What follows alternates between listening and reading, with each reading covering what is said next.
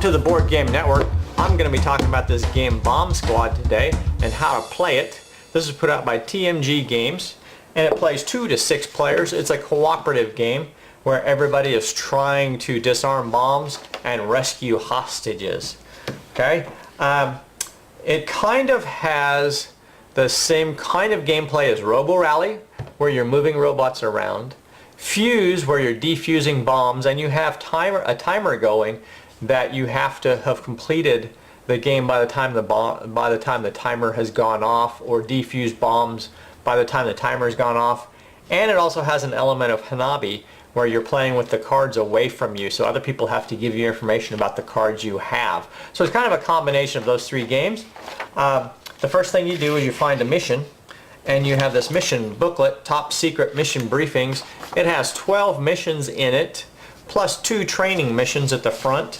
It shows you which tile pieces to get, which rooms, and how to set them up. And then you put a robot here, and your mission might tell you which robot to use, or if it doesn't, then you get to pick from among the robots that are available. And then you put the rest of the border around. Once you've done that, you put your tokens on the board and you look at your mission briefing, and it'll show you, okay, in this spot you put a bomb, in this spot you put a hostage, and it also shows you the border color. It's important that you get the right color. So these are red. You have a red door here. You got a yellow hostage, a yellow door, a yellow bomb. So you got to make sure you get the right board piece and the right color. And then there's also epic level in the mission briefings here. It's got tokens with a red outline around it, and an epic mission is just a harder version of the mission. So if you find out that you're experienced and it's too easy for you, you play the epic level missions, and that'll make it more challenging. And then you set a timer, and the timer is set based on your mission. So in Training Mission Alpha, which is what I have set up here, you've got Bomb A and Bomb B. Bomb A is set to detonate in 8 minutes. Bomb B is set to detonate in 16 minutes. So it's not 16 minutes after 8, but it's 16 minutes from the start of the game. So the first bomb detonates in 8 from the start. Second bomb detonates in 16 from the start. So you can set 2 timers up, or you can go to TMG's website and actually set the timer there based on which mission. You just tell it which mission you're playing, and it will set the timer for you and go off. You have a battery here, a main battery and a reserve battery. You put some little green cubes on there to mark where your battery level is at currently, and it's got a yellow outline for where it should be starting.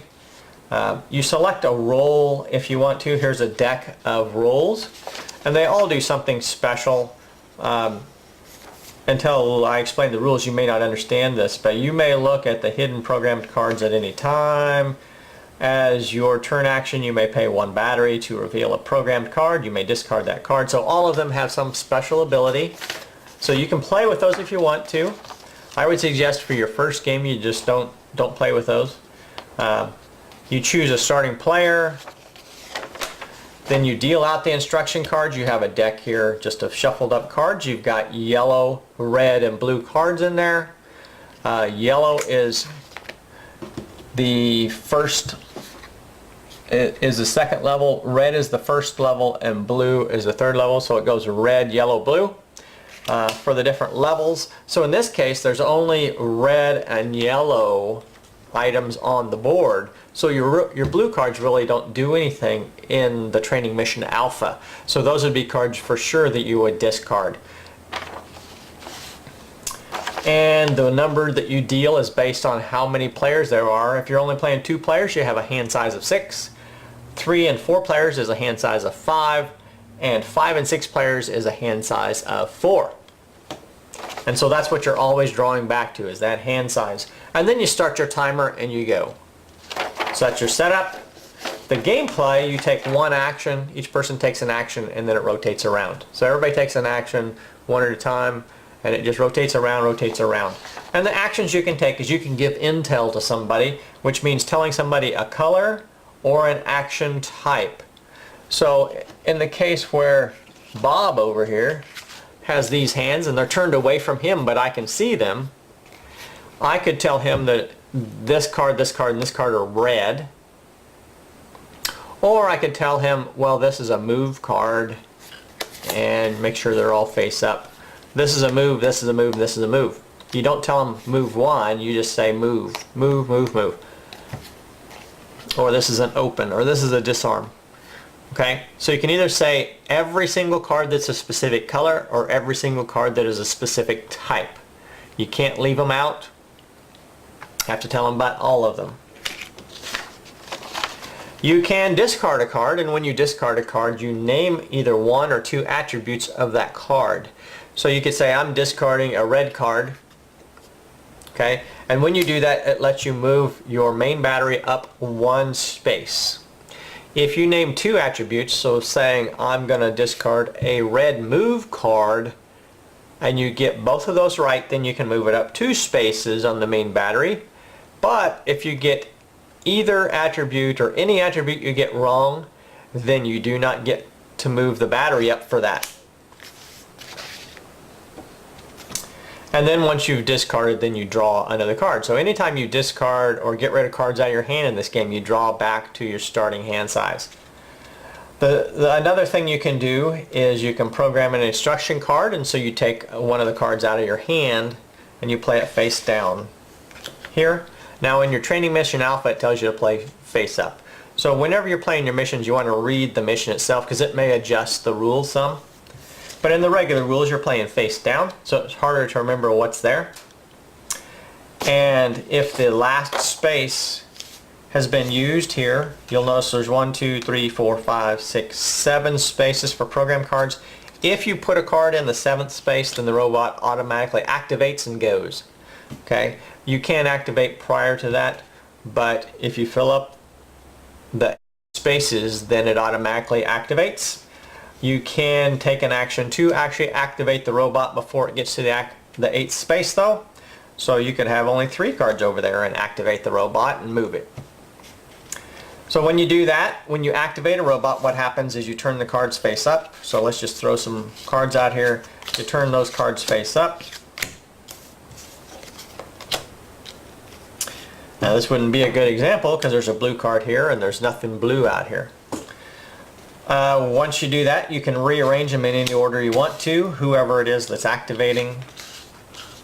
And if it activates automatically, then whoever played the card down, it's their turn to activate that robot and do however they want to. You can get feedback from the other players, but it's that person's turn to make the decisions.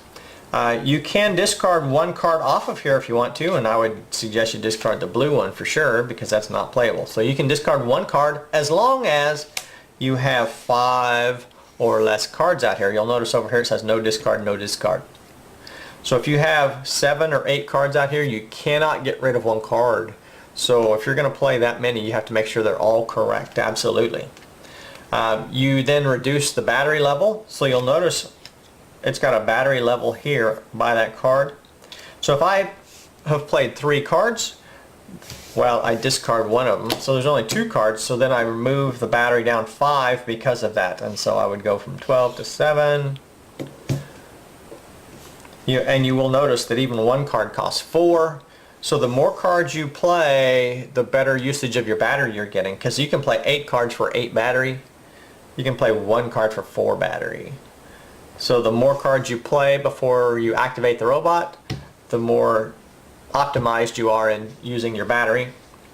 If you play a card, if you have a card that is in error, so in other words, maybe you've moved 3 spaces, but the robot can only move 2, or you've got a disarm, but you're not standing next to a bomb, then it actually moves the battery down 2 spaces for each error.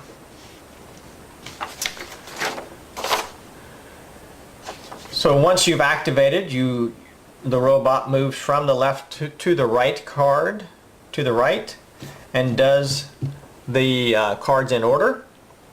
The robot must be orthogonal orthogonally adjacent to a space. So here's a hostage here. For the robot to do rescue that hostage, you'd have to be in this space, that space, that space, or that space. One of the four. It cannot be diagonal to the hostage, and you cannot move into the space with a token. So you can't be in the same space. You have to be adjacent to the space. And here's my robot starting right here. The color of the tokens, the color of the doors matter. They have to match the color of the card.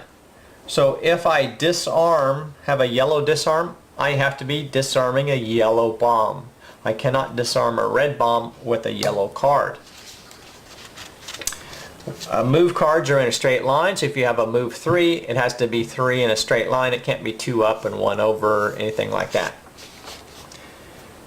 Incomplete moves don't happen.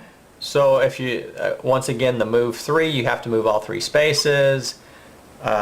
If you play disarm but there's no bomb there, all of that costs 2 extra battery.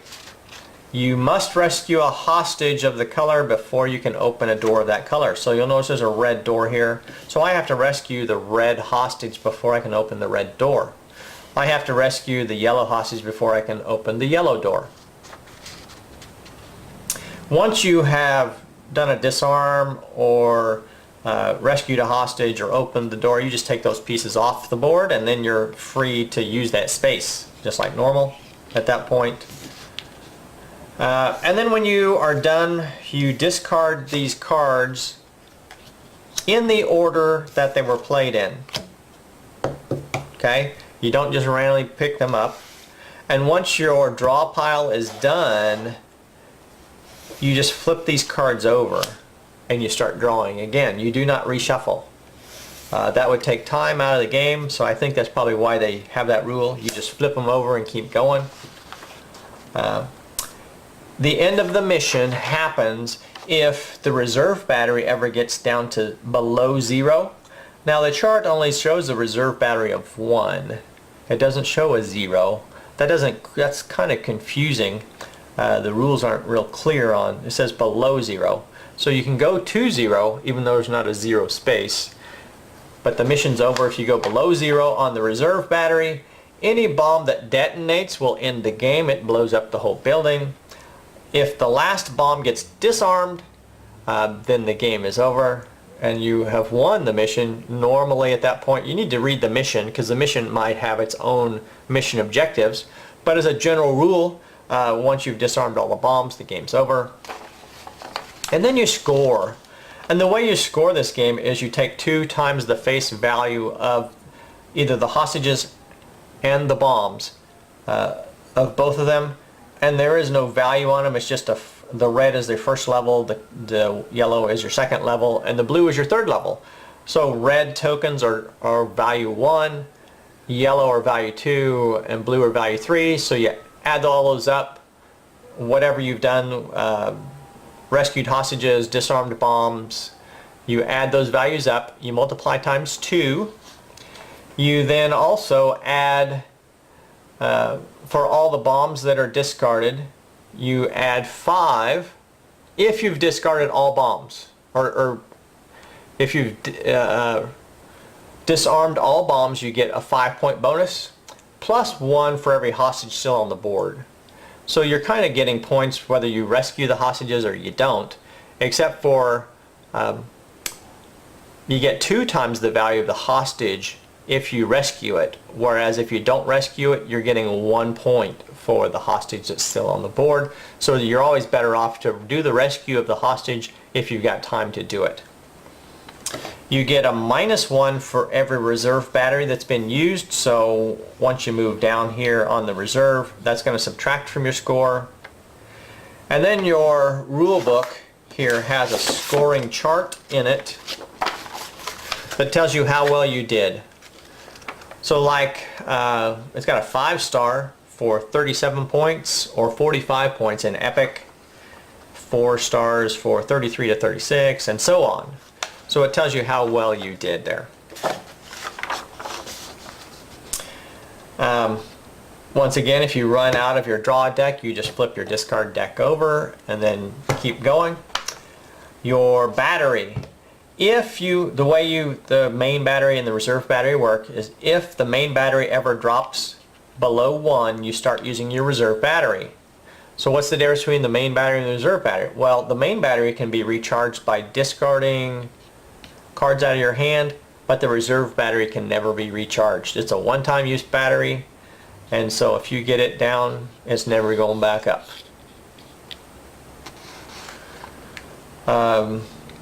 There are several variants in this game also. I'm not going to talk about those, but just be aware that there are some other variants. And that's this game, Bomb Squad. It's a high intensity game where you're racing against the clock, so you don't have a lot of time to discuss and strategize with your fellow players.